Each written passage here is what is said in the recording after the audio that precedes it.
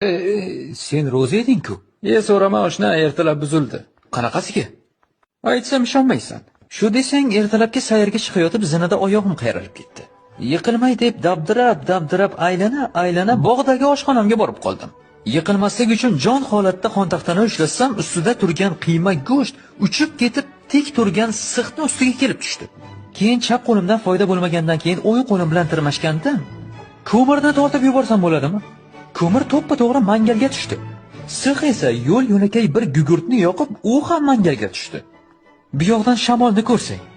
To'g'risi, ishonmaysan, haligi qiyma kabobni tezda pishirib tashlabdi.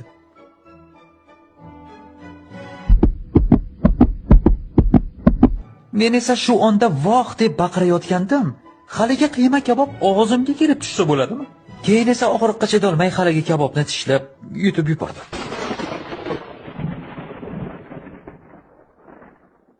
Ha, salgina ishonish qiyin. Ha, bu oddiy hol-ku. Ha, ro'za oyida yog'inga